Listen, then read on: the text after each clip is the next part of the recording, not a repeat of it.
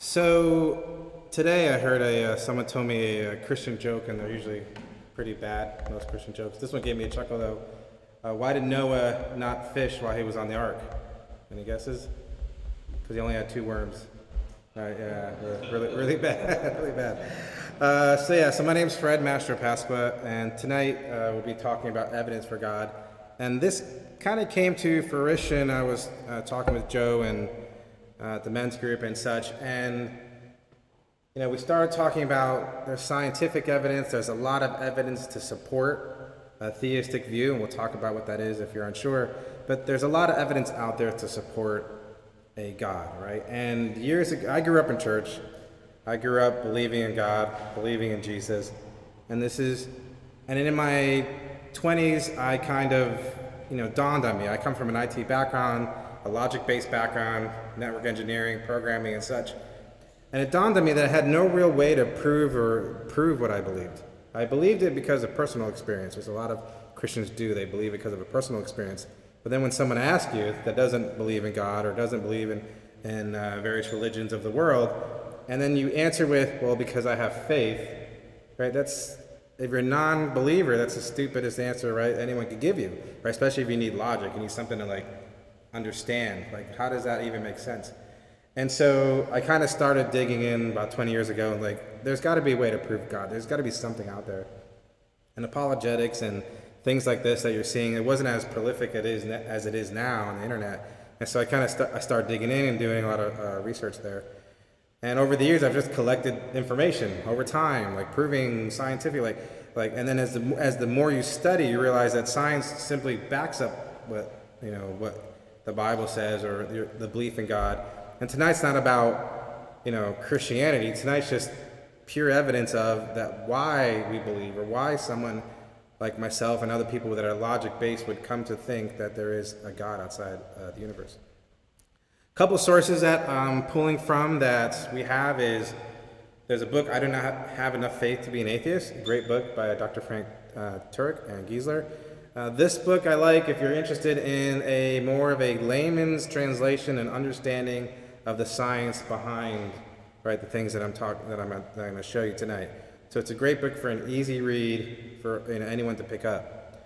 Another great book is The Creator and the Cosmos by Hugh Ross. This one takes it up a little bit, right? It goes a little bit into more of the scientific information, a little more on the formulas and stuff, but it's still a pretty good book, an easy read.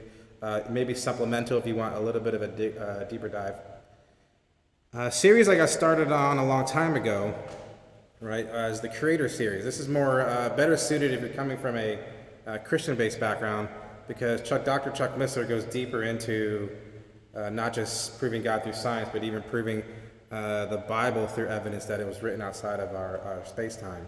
But that's much more, it's a deeper, it's not actually a book, it's an audio series.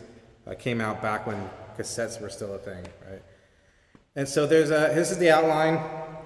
Tonight we're focused on what is truth? How do you identify something to be true or not, right, in the world? And that's important for today's age of what's going on in the news and things. And then, does God exist? We have 5 major arguments of why we believe God. There is a God, a theistic God. And tonight we're going to go over the cosmological argument, right? The universe, the beginning of the universe, or how the universe came to be, and kind of go through the science behind that. I am not the physicist, PhD expert, right? What I want to do is present you the evidence and let you then go make your decision, right? You go do that deeper dive. You go see if what I'm telling you is true. Go validate, right? Nothing I tell you should take at base. You should believe because I said it. You should go do your own research, go do your own evidence, and go dig it in yourself. But I will present to you what I've read and what I've learned over the years. So, what is truth, right? What is truth? Does your belief in something make it true or not? Right? So what I was saying earlier, why do you believe in God? Well, I have faith. Right? Well, that's a poor reason. That doesn't make something true or not true. Right? And what's interesting is the Bible talks a lot about faith, but the Bible doesn't talk in faith without evidence. When Bible refers to faith, it's faith in something. It's basically trusting in God, and that's what the Bible refers to.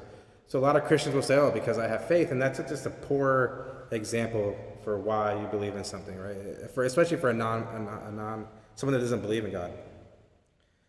So Dr. James, Professor James Sire, psychologist professor, he has these 4 buckets, right? And he says, why do you believe what you believe?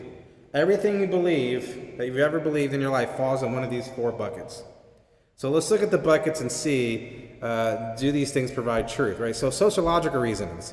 Why do you believe what you believe today? Whether there's a God, there's not a God, whether apples are good for you or not good for you, right? It's sociological reasons would be because your parents told you. Right? Your parents told you this, right? Your friends told you, society told you, culture tells you, right? And so you believe these things because you're hearing it from your parents, your friends, society, and culture. And it's really important today in news, right? With all the fake news and all the information coming to us, right? How do you distinguish, right, something is true or not? He's racist, he's not racist, right? This is red, it's not red, right? He screwed everybody, he didn't screw everybody. And you get contradicting information, and you kind of use your biases or worldviews to narrow in on one. But when you think about why you believe why you believe what you believe, it's not based on evidence. It's based on because someone else told you, whether it's culture, parents, or friends. So sociological reasons are not a reason why your belief is true, right? It doesn't make your belief true. Psychological reasons why you believe something. Comfort, peace of mind. I believe in God because it gives me peace of mind. That might be true. Your belief in God might give you peace of mind and comfort. That doesn't make it true, right? That doesn't make something true. Maybe it gives you feel like it gives you meaning, it gives you purpose, it gives you hope or identity. But those things did not make it true, right? If you wake up one day in a good mood and you're like, oh, today I believe in God, and you wake up the next day and you're like, oh, today I don't. That never made it true or not true. It's either true or it's not true, and it will always be true or not true. Your psychological reasoning, how it makes you feel, does not make something true. Right? Then we get to the religious reasons. Right? Scripture tells me, the pastor told me, the church told me, the rabbi told me. Right? Well, there's contradicting scriptures in the world based on what religions you look at. It's a red apple. No, there was no apple. And then, right? So which one's true? Right? And so religious reasons are not true. And this is kind of when I kind of realized, I came to a conclusion in my thoughts when I was in my 20s was, why do I believe in God? Why do I believe in Jesus? I had the personal experience, but everything else is based on sociological reasons and religious reasons. I had nothing else to go off of than that. What my mom told me, and I learned it at church. Right? My mom told me, I learned it at church. There's a high percentage, I'm not sure what the percentage is because I was hearing this, high percentage of even Christian-based children that leave the home and go off into the world, or go off onto college, they find that a high percentage almost give up the faith and leave the faith of Christianity because they grow up at the home not having any evidence for it to be true. So the minute they get into the world, and you have an atheistic view, someone with an atheistic view, agnostic, and they're bombarding this person with, well, God can't be real because of this, and because of this, and because of that, and because of this, right? The children have no way to back that up. And so it starts putting doubts into their brains, right? And so the last bucket here is philosophical reasons. That's for, you need to have something that's consistent, coherent, and complete. Meaning you're digging into the evidence, right? And it's got a completeness to the evidence. And we'll kind of dive into that. Philosophical reasoning sounds like something way out there, like, oh, philosophy. Philosophy simply is coming to a logical conclusion based on the data and evidence. That's all philosophy is. You're doing it all the time. You look at data, you look at the evidence, and you come to a conclusion, a logical conclusion. That's philosophy, right? So when they talk about, oh, philosophers, all they're doing is sitting down, looking at all the evidence, thinking about the data and the evidence, and they're making a philosophical statement. Well, they're saying, well, based on the evidence, this is how I'm translating that evidence. All right, so you're looking at the data, and you're making an interpretation.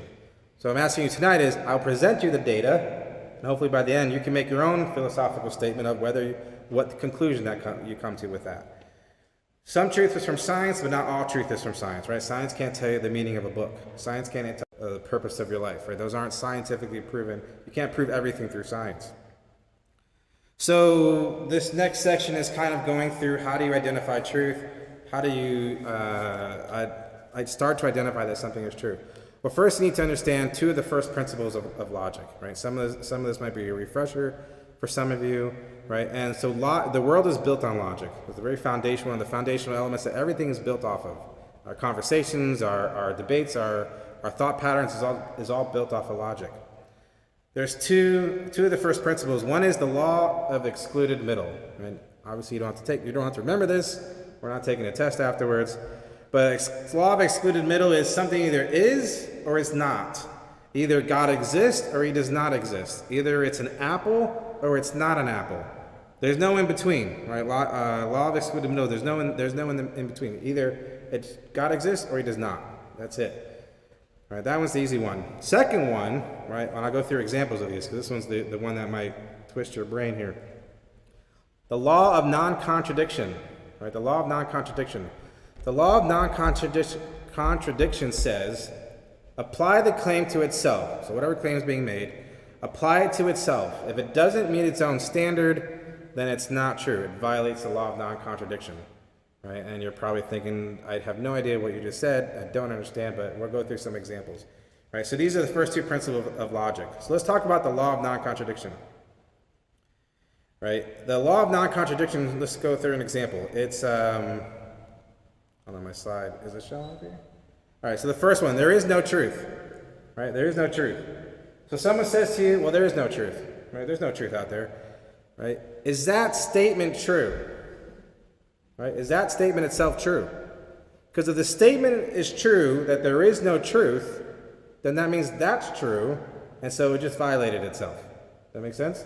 Right? You can't say there is no truth and say that's true, there is no truth, because then it violates the law of non-contradiction because there is truth, and you just identified it. Right? That's violating the law of non-contradiction. Right? And if you start to identify these things, you'll notice it out in conversations when people say things. You're like, well, that's a violation of law of non-contradiction. You can't know the truth. Right? Someone says, right? Maybe agnostics, right? Sometimes if you can't know the truth, or they don't know the truth, or you can't know the truth, you can't know the truth. That's the statement they make. Is that something you know to be true? Right? Because if you can't know the truth is true, then you know the truth. You just said, right, what it was. And so it violates itself, right? Violates the law of non-contradiction. So that's not a true statement. Or how about all truth is relative? Right? All truth is relative. We hear that. Or subjective or relative. We're here in Tampa, Florida tonight.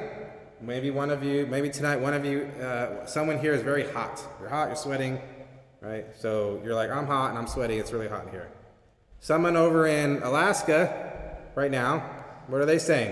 It's freezing, I'm so cold, I wish it was warmer, right? And when you say, well, that person in Alaska said it was cold and the person in Tampa said it was hot, it sounds relative, it sounds subjective, right? But it's not, it's an absolute truth. It's at this point, at this moment, for all people, for all times, you are hot. At this point, at this moment, for all people, for all times, they are cold, right? That's not a relative truth. That's an absolute truth for them and an absolute truth for you. It's true for all time, for all people, that at this moment, right, you were hot, and at this moment, they were cold, right? So another way to look at this, is all truth relative? Well, is that a relative statement? Because you're saying all truth is relative. Well, then that statement sounds like an absolute truth, right? Try going to your bank and saying, oh, I have $1,000 I'd like to withdraw. They're like, no, you only have $10. Well, that's true for you, but not for me, right? It's like, no, there's this truth, right? It's absolute truth, right? That goes into the next one, right? It's true for you, but not for me, right? Christianity is true for you, but Buddhism is true for me, right? Christianity is true for you, but Islam is true for me, right? It's true for you, but not for me. Dr. Ravi Zacharias, he had a presentation where he did a session. The professor told him what Ravi was saying. He's from India, and the professor said, Ravi, that's true for the Western culture, but that's not true for the Indian culture. Right? It's true for you, but not for me. That's a true for you, but not for me statement. Is that statement true for everybody? Right? Because if it's true for everybody, that is true for you, but not for me, then it's not true for everybody that's true for you, that's not for me, because this is true for everybody. Right? It violates the law of non-contradiction. And I'm kind of going through this so you can start kind of identifying, because this is what comes up when you talk to people. Well, there is no truth. You can't know the truth. It's true for you, but it's not for me. Basic laws of logic and what science is built on and causality is you cannot violate the law of non-contradiction. Otherwise, it's not true. So here's what I'm going to ask you guys. No one has the truth. Right? So someone says no one has the truth. How does this violate? What's the statement? What's the response here? How does this violate? Any guesses? No one has the truth. Does that person have the truth? Right. You have the truth, right? You just told me that no one has the truth, but you're saying you have the truth. right? So it violates itself, absolutely. How about this one? There is no absolute truth. Right, are you absolutely sure? This sounds like an absolute statement to me, right? So you're absolutely sure that there's no absolute truth, right? So it violates itself. And the last one, kind of beating this one up, right? But I just want you to understand. There is no truth in anything but science, right? There's no truth in anything but science. Is that scientifically true? Was it tested in a lab, right? It's a philosophical question, but it's not and science is built on philosophy, but science doesn't prove everything, right? You don't need science. You can't get all truth from science. So what is truth? All truth is absolute.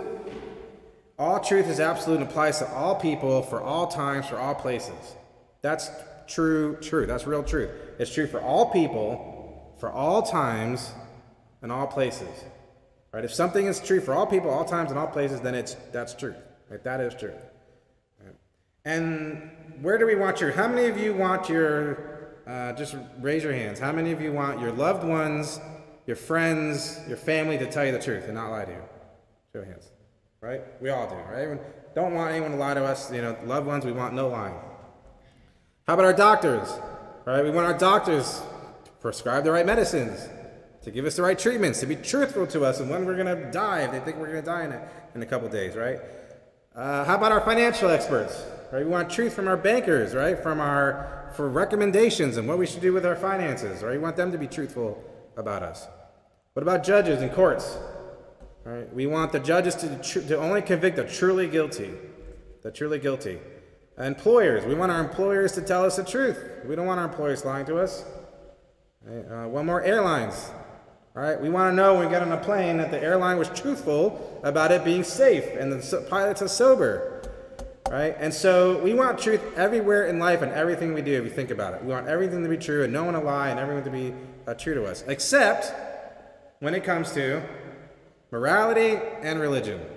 Suddenly it's, I have a lot of objections that religion can be true, and we end up going with our emotional versus our intellectual side.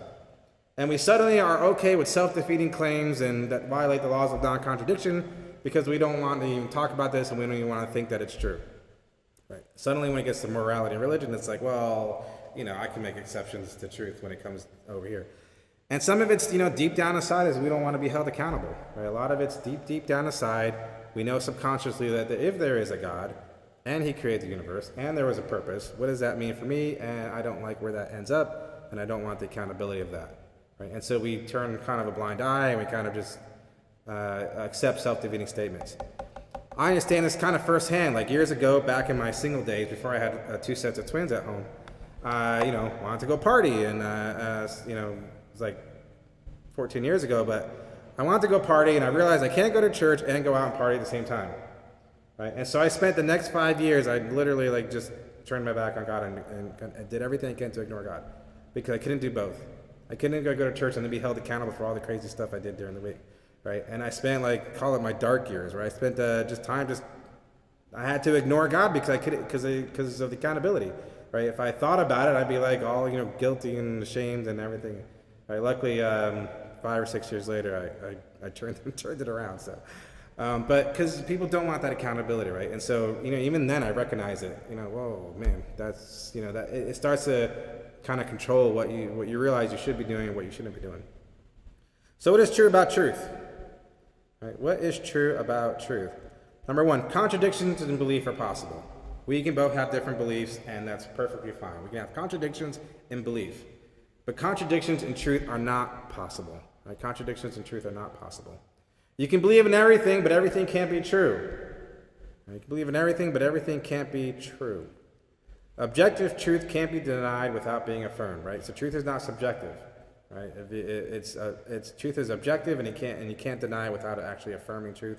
And all truth is transactional, transcultural, and absolute for all people, for all times and places. Right? So that's truth. When we talk about truth, right, when Jesus says to Pilate, and Pilate says, "What is truth?" Right? Jesus says, "I am truth." Right? I am is true for all cultures, all people, all times and all places. That's true. That's what truth is. Not based on philosophical reasoning, sociological reasonings, not based on psychological reasonings, not based on religious reasons, but based on looking at the data and looking at the evidence. So how do we know something's true, right? So now we understand what truth is, right? How do we deduce something is true, right? We understand the two laws of the principles of logic, non-contradiction, and the excluded middle, right? And in order to logically apply to a statement to see if it's true or not, we use two methods typically: induction and deduction.